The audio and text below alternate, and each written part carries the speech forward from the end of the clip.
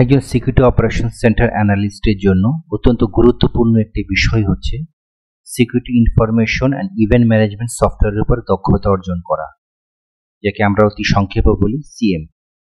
পৃথিবীতে অনেক ধরনের সিএম সফটওয়্যার ব্যবহার করা হয়, যেমন IBM কিউরাডার, স্প্লাঙ্ক, ওয়াজু, এলক, আর্কসাইট আরও ইত্যাদি। তো সবচেয়ে বহুল ব্যবহৃত সিএম সফটওয়্যারটি হচ্ছে স্প্ল্যাঙ্ক। আজকের আলোচনায় আমরা জানব স্প্লাঙ্ক কি, এটা কেন প্রয়োজন এবং কিভাবে আমরা এখান থেকে উপকারিতা পেতে পারি। শুরু করা যাক। স্প্লাঙ্কের কাজ বোঝার আগে সবার আগে আমাদের প্রয়োজন জানতে হবে কি জন্য আমরা স্প্লাঙ্কটা ব্যবহার করব। আমরা মনে করেন একটি বড় সড়ো একটি লগ ডাটা পেলাম, কিছুটা এমন আপনি দেখেন আপনার উইন্ডোজে বা আপনার লিনাক্সে এরকম একটি লম্বা এবং জটিল আকারের একটি লগ ডাটা পেয়েছেন।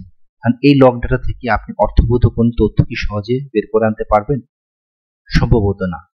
কিন্তু আপনি দেখেন, আপনি এই লগ ডাটাকে যখন প্রক্রিয়াকরণ করে আপনারা একটি ইন্ডেক্স করলেন, তখন দেখুন কত সহজে আমরা এখান থেকে অর্থবহুল অনেক তথ্য বের করে নিতে পারছি।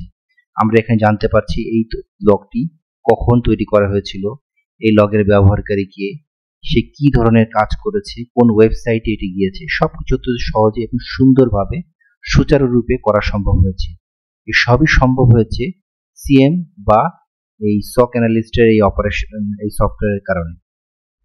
সুতরাং এটি বিশাল অঙ্কের ডাটা এবং বিভিন্ন টাইপের ডাটা, যেমন আপনি ধরুন একটি উইন্ডোজ এক ধরনের লগ ফাইল ক্রিয়েট করে, iOS সফটওয়্যারগুলি এক ধরনের লগ ফাইল ক্রিয়েট করে। তো এইরকম বিভিন্ন অপারেটিং সিস্টেমের বিভিন্ন ধরনের ভ্যারাইটি লগ ফাইল ক্রিয়েট করে। তো এই জিনিসগুলোকে একসাথে পরিশ্রুত করে সুন্দর করে এর থেকে অর্থবহ তথ্য বের করে আনাটা অত্যন্ত চ্যালেঞ্জিং একটি কাজ। দ্বিতীয়টি হচ্ছে ডাটার প্রাইভেসি। আপনারা জানেন বহির্বিশ্বে বা বাংলাদেশের সব দেশেই ডাটার প্রাইভেসি অত্যন্ত গুরুত্বপূর্ণ একটি বিষয়।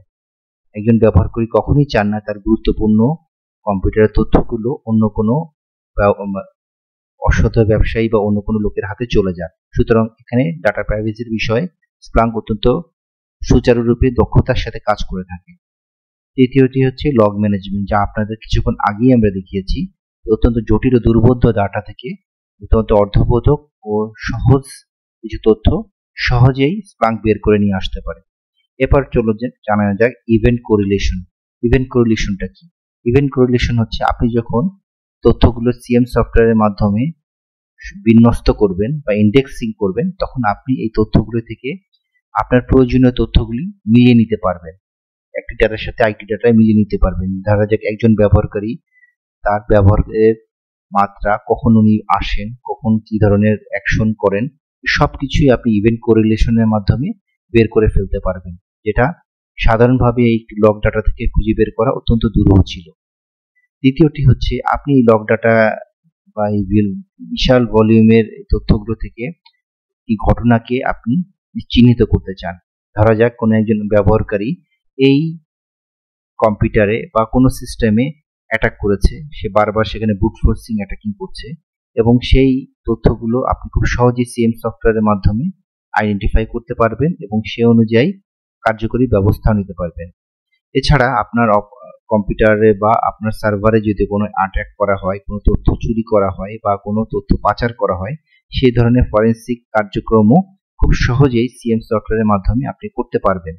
এই সমস্ত কারণেই স্প্লাঙ্ক অত্যন্ত গুরুত্বপূর্ণ একটি সিএম সফটওয়্যার। স্প্লাঙ্কের মূলত বাজারে তিনটি ভার্সন রয়েছে: স্প্লাঙ্ক এন্টারপ্রাইজ, স্প্লাঙ্ক লাইট এবং স্প্লাঙ্ক ক্লাউড। স্প্লাঙ্ক এন্টারপ্রাইজ এটি স্প্লাঙ্কের মূল সফটওয়্যার এবং এ দ্বারা মূলত অত্যন্ত বড় ভলিউমের ডাটা এবং এই ধরনের আর্কিটেকচার জাতীয় বিষয়গুলিকে সমর্থন করে। আর স্প্লাঙ্ক লাইট সাধারণত ছোট পরিসরের কোম্পানি বা যেখানে ছোট ভলিউমের ডাটা আদান প্রদান হয়, সে ধরনের কাজগুলিকে সামলানোর জন্য স্প্লাঙ্ক লাইট ইউজ করা হয়। আর স্প্লাঙ্ক ক্লাউড মূলত ক্লাউড বেসড একটি সার্ভিস। এখানে ব্যবহারকারী কোনো কিছুরই করার প্রয়োজন হয় না, সে মূলত একটি অ্যাকাউন্ট ব্যবহার করে এবং বাদ বাকি সব কাজ অ্যামাজন ওয়েব সার্ভিস যে AWS এর মতোই এখানে ক্লাউড বেস স্প্লাঙ্কের সার্ভিসটি প্রোভাইড করা হয়ে থাকে। একটি বিষয় আমাদের মনে রাখা প্রয়োজন, স্প্লাঙ্ক কিন্তু সিঙ্গেল নোড বেস একটি সিস্টেম, অর্থাৎ এখানে একাধারে এটা দিয়ে রিপোর্ট অ্যানালাইসিস, একাধারে এখানে অ্যালার্ট মনিটরিং, ইনভেস্টিগেশন, সার্চ এবং ডাটা স্টোরেজ সব কাজ একসাথে করা সম্ভব। তবে যদি ব্যবহারকারীর সুবিধার্থে এবং ডাটার দ্রুতায়িত আনয়নের জন্য আমরা কি করব, এটি সিঙ্গেল নোডে ব্যবহার না করে আমরা মাল্টিপল সার্ভার ইউজ করব। অর্থাৎ সার্চ এন্ড হেডের জন্য একটা আলাদা সার্ভার, ফরওয়ার্ডের জন্য আলাদা একটি ম্যানেজমেন্ট থাকবে এবং একটি ডেপ্লয়মেন্ট সার্ভার ব্যবহার করা হয়, যেগুলো ধীরে ধীরে ক্রমান্বয়ে এই স্প্লাঙ্কের কার্যগুলি সম্পন্ন করে। চলুন আমরা একটু বুঝে নিই এই আর্কিটেকচারটা কিভাবে কাজ করে। মূলত ডেপ্লয়মেন্ট সার্ভার একসাথে প্রায় মনে করুন 10,000 বা 20,000 ফরওয়ার্ডার বা ব্যবহারকারী আছে, তাদের বিষয়টি নিয়ন্ত্রণ করছে। এখন আপনি চাইলেন আপনার ফরওয়ার্ডে কোনো তথ্য পরিবর্তন করতে। এখন আপনাকে সেক্ষেত্রে কি করতে হতো? সাধারণ ক্ষেত্রে আপনাকে এই 20,000 বা 10,000 এই সার্ভারের সমস্ত তথ্য আপনাকে একটা একটা করে চেঞ্জ করতে হতো, কিন্তু এই ডেপ্লয়মেন্ট সার্ভারে ব্যবহার করার কারণে আপনি একটি ডাটা এখানেই পরিবর্তন করছেন, যার ফলাফল ওই 20,000 বা 10,000 ফরওয়ার্ডের একসাথে সব ডাটা পরিবর্তন হচ্ছে। এই ফরওয়ার্ডের ডাটাগুলো আস্তে আস্তে পাস হচ্ছে ইন্ডেক্সারে।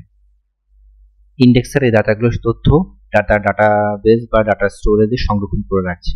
এবার সার্চ হেডের সার্ভারের কাজ হচ্ছে এই ইন্ডেক্সারের থেকে তথ্যগুলি নিয়ে সেগুলো ইনভেস্টিগেশন করা, সার্চ করা, রিপোর্ট অ্যানালাইসিস করা, রিপোর্ট জেনারেট করা, এই ধরনের যাবতীয় কার্যক্রম এগুলি পরবর্তীতে পর্যায়ক্রমে সে সম্পন্ন করে থাকে এবং এই প্রক্রিয়াকরণের মাধ্যমে কাজটি দ্রুততর হয় এবং নিরবিচ্ছিন্নভাবে স্প্ল্যাঙ্ক সুযোগ সুবিধা প্রদান করতে পারে।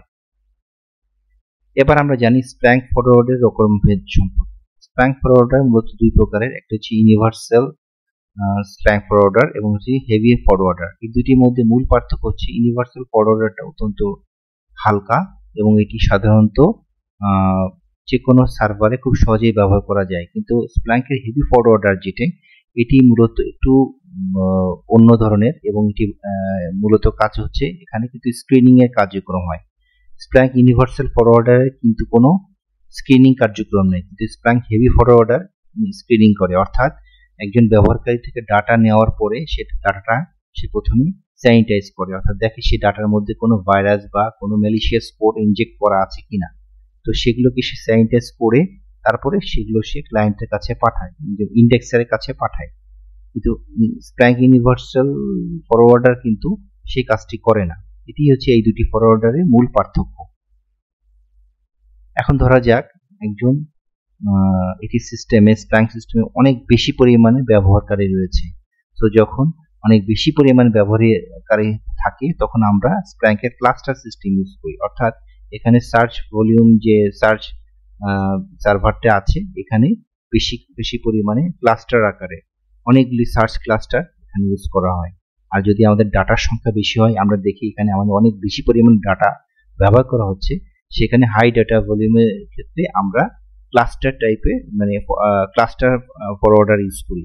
তো এখানে যে সুবিধাটা হয় এই ক্লাস্টারগুলো ইউজ করার কারণে সিস্টেমটা গতিশীল হয়। এই ছিল আমাদের পর্ব।